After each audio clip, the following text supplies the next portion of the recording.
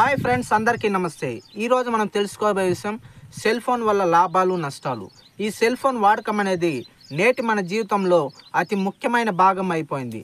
Morning నిద్ర లేచినప్పటి నుంచి రాత్రి పడుకునేదాకా ఈ సెల్ ఫోన్ లేనిదే మనిషి జీవితం లేదు అనేది పచ్చి నిజం.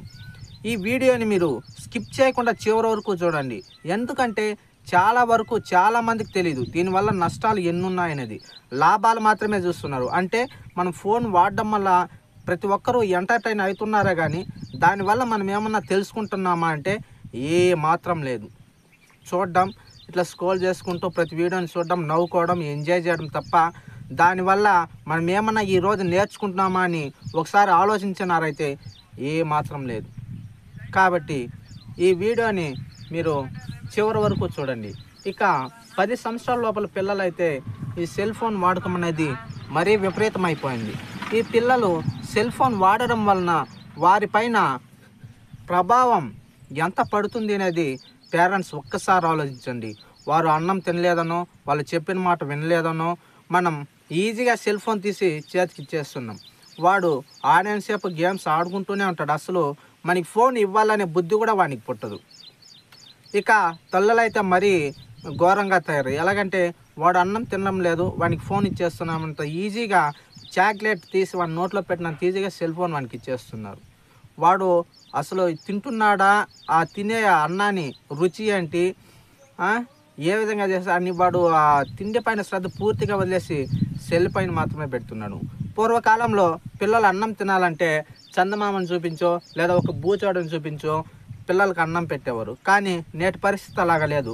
ఒక సెల్ ఫోన్ మన ముందర పడేసి ప్లేట్ అన్నం పెట్టేస్తే వాడు ఇట్లా ఒక పక్క సెల్ చూసి ఒక పక్క తింటున్నాడు. వాడు అసలు ఏం తిన్నాడు, ప్లేట్లో నువ్వు ఏమన్నా వేసేయి వాడు తినేస్తాడు. ఆ విధంగా పిల్లలపైన ఈ సెల్ ప్రభావం అనేది పడింది. దీనివల్ల నష్టాలు ఏంటి అంటే వారికి ఉపకాయం అనే సమస్య అయితే తప్పకుండా వస్తుంది. ఇక ఈ సెల్ ఫోన్ని స్క్రీన్ దగ్గరగా చూడటం వల్ల కంటి సమస్యలు అనేవి తప్పకుండా వస్తాయి.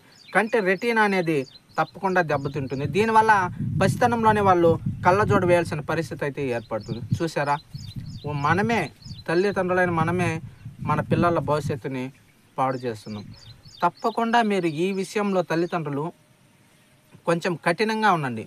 పిల్లలు బాధపడినా పర్వాలేదు, సెల్లులు వాడకం అయితే పూర్తిగా మానేయండి వాళ్ళకి ఇవ్వడం. వారి ముందు మనం సెల్ వాడకూడదు.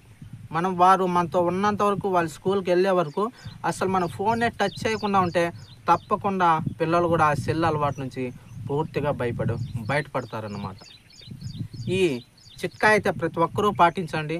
ఈ సెల్ ఫోన్ వల్ల వచ్చే నష్టాల నుంచి మన పిల్లల్ని మీరు కాపాడతారని నేను మనస్ఫూర్తిగా ఆశిస్తున్నాను.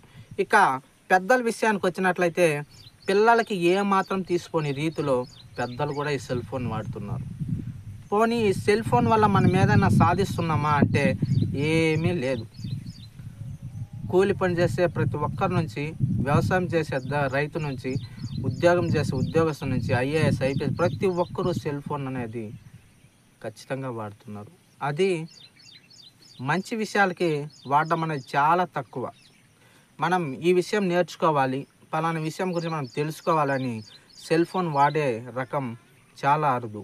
ఏదో మనం కాసేపు నవ్వుకుందాం, కాసేపు జోకులు వేసుకుందాం, ఎవరిని ఎవరు ట్రోల్ చేస్తారు, ఇవే విషయాలు చూస్తాం తప్ప పనికొచ్చే విషయం అంటూ ఏ ఒక్కటి చూడం. ముఖ్యంగా పెద్దవాళ్ళు ఈ సెల్ ఫోన్ అనేది పిల్లల్లాగే నిద్ర లేచినప్పటి నుంచి సాయంత్రం ఇంటికి వచ్చే వరకు, తర్వాత నిద్రపోయే వరకు కూడా సెల్ ఫోను చేతిలోనే ఉంటుందన్నమాట. దీనివల్ల పెద్దలకు వచ్చే సమస్యలు ఏంటి? కొంతమంది డ్రైవింగ్ చేస్తూ ఫోన్ ఇట్లా పెట్టుకొని మాట్లాడతారు. దీనివల్ల ఇక్కడ ఎముకలు దెబ్బతినే పరిస్థితి అయితే ఉంది. సెల్ ఫోన్ 24 గంటలు చేతిలో పట్టుకుని స్కిప్ చేయడం వల్ల ఇవే చేతి కండరాలు అనేది అవి దెబ్బతినడం జరుగుతుంది. ఎప్పుడు ఇంక సెల్ ఇట్లా పెట్టుకొని ఇట్లా వంగి చూడడం వలన ఈ వెనక సైడ్ వెన్నెముక అనేది దెబ్బతినడం జరుగుతుంది. ఇవన్నీ మనకు తెలియవు, వెంటనే వచ్చేవి. ఇవి కొంచెం కాలక్రమేణా దాని ప్రభావం అయితే గట్టిగా మన శరీరం పైన పడుతుంది.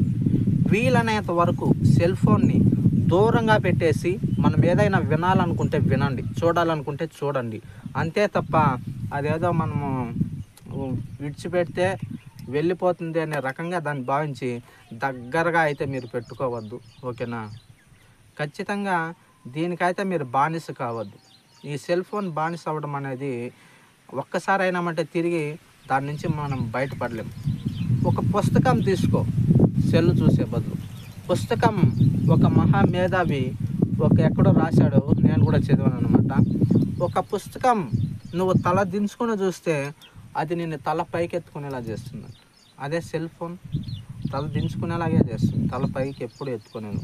ఒక పుస్తకం చదివితే వచ్చే మనశ్శాంతి, ఒక ఆలోచన విధానం అనేది చాలా గొప్పగా ఉంటుంది. కానీ సెల్ ఫోన్ చూడడం వల్ల మనకి అన్ని దుష్ప్రభావాలు, అన్ని అనారోగ్య సమస్యలు వస్తాయి. ఏ ఒక్కటి కూడా మనకి మంచి అనేది లేదు. మనం మంచి అనేది ఏదైనా ఉంది, మనం తెలుసుకోలేని విషయం ఏదైనా ఒకటి ఉంది అంటే దాన్ని మనము టైప్ చేసి దూరంగా పెట్టి చూడడం మేలు, వినడం మేలు ముఖ్యంగా చూడడం కంటే.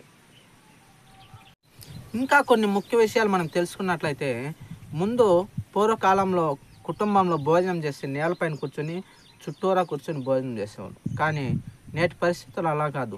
సెల్ ఫోన్ చేతిలో పట్టుకున్నామా, ఎవడి లోకం వాడిది, వాడు ఏం తింటున్నాడు, ఏం చేసి ఎవడు పక్కన అస్సలు పట్టించుకోడు. మరీ ముఖ్యంగా ఈ సెల్ ఫోన్ ఎక్కువగా చూసే వారి యొక్క లక్షణం ఎలాగుంటుందంటే, 10 మందిలో నలుగురిలో వీళ్ళు కలవలేరు, ఎప్పుడూ ఒంటరిగా ఫీల్ అవుతుంటారు. ఇంకా పసిపిల్లలు అయితే వారికి ఫోన్ ఎక్కువ అడిక్షన్ అయిపోయినారు అనుకో ఫోన్కి, తర్వాత మనం ఫోన్ తీసుకున్నామంటే వారు తల బాదుకోవడము, గోడ కొట్టుకోవడం, మన పైన ఎదురు తిరగడము, ఇటువంటి వారికి తెలియనటువంటి పైశాచికత్వం అనేది వాళ్ళ బయటపడుతుంది. ఇవన్నీ నేర్పిస్తున్నది ఎవరు? పేరెంట్స్ అయిన మనమే. కాబట్టి వీలైనంత కాటికి పిల్లలని ఈ ఫోన్కి దూరంగా ఉంచండి. ఇక మనం కూడా అంతే. నేను ఒక హోటల్కి వెళ్ళాను. నేను ఆర్డర్ ఇచ్చి అన్నం తింటున్నాను. నా ముందర వ్యక్తి నాకన్నా అరగంట ముందు కూర్చున్నాడు టేబుల్ పైన, సగం తిన్నాడు దాంట్లో. నేను వెళ్ళిన తర్వాత 2-3 సార్లు ఎత్తి నోట్లో పెట్టుకుని తిన్నాడు అంతే. మొత్తం టైం అంతా సెల్ ఇలా చూస్తూ గడిపేస్తున్నాడు. ఏమొచ్చింది? మనం ఆహారం తినేటప్పుడు సెల్ చూడడం వల్ల ఎంత నష్టం ఉందో అయితే మీరు అంచనా వేయలేకపోతున్నారు. చెప్తా, ఒకసారి వినండి. మనం తినే అన్నం పైన దృష్టి పెట్టం. అసలు వాళ్ళు వడ్డించిన అన్నంలో ఏదో బల్లి పడవచ్చు, బొద్దింక పడవచ్చు, వేరే ఏదైనా కలిపి ఎవరు వచ్చి ఏం కలిపినా మనం ఆటోమేటిక్గా సెల్ చూస్తూ తినేస్తాం. దీనివల్ల ఎవరికి నష్టం? దాని రుచి మనకు తెలుస్తుందా? తెలియదు. అది ఎలా ఉంది, ఏమేమి వేసారో చూస్తామా? చూడలేం. పైగా ఇలా తినడం వలన అనేది మనకి జీర్ణక్రియ అనేది సరిగా పనిచేయదు. దానివల్ల తిన్న ఆహారం అయితే మనకి సరిగా జీర్ణం కాదు. దీనివల్ల ఒక్కోసారి ఊపిరి పీల్చుకోలేని పరిస్థితులు కూడా వస్తాయి. శరీరం పైన ఒత్తిడి పెరుగుతుంది, గుండె పైన ఒత్తిడి పెరుగుతుంది.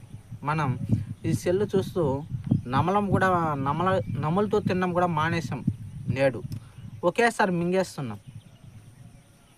సగం పళ్ళతో మనం నమిలి తర్వాత మనం పొట్టలోకి పంపిస్తాం ఆహారాన్ని. కానీ ఈ సెల్ చూస్తూ మనం నమలడం అనే విషయాన్ని మర్చిపోయి నేరుగా మింగేస్తున్నాం. పైగా ఏం తింటున్నామో, ముందర ఏం వడ్డించారో అనే విషయాన్ని కూడా మనం మర్చిపోతున్నాం. ఇవన్నీ కూడా మనకి మైనస్ పాయింట్లే. టోటల్గా మన కంటికి కావచ్చు, మన చూపుకి కావచ్చు, మన వినికిడి శక్తి కావచ్చు, మన జీర్ణక్రియ కావచ్చు, మన గుండె సమస్యలు, ప్రతి ఒక్కదానికి ఈ సెల్ ఫోన్ అనేది చాలా చాలా చాలా దుష్ప్రభావం అయితే చూపిస్తుంది. ఖచ్చితంగా ఈ రోజు నుంచి అయినా మీరు సెల్ ఫోన్ వాడకం అనేది తగ్గిస్తారని, నా ఈ యొక్క సందేశం మీకు కొంతవరకైనా ఉపయోగపడుతుందని మనస్ఫూర్తిగా నేను నమ్ముతున్నాను. దయచేసి సెల్లుకు దూరంగా ఉండండి. మనకు అవసరమైన విషయాలు, మనకి ఏదైనా తెలియని విషయాలు ఏమైనా ఉంటే సెల్లులో యూట్యూబ్లో కొట్టండి పలాని విషయం అని. ఆ విషయాన్ని దూరంగా పెట్టి చూడండి, వినండి. అంతే తప్ప మరీ ముఖ్యంగా కొంతమంది హెడ్ ఫోన్స్ పెట్టుకుంటున్నారు, ఇయర్ ఫోన్స్. అవి కూడా చెవికి అనేది చాలా ప్రభావాన్ని అయితే చూపిస్తాయి.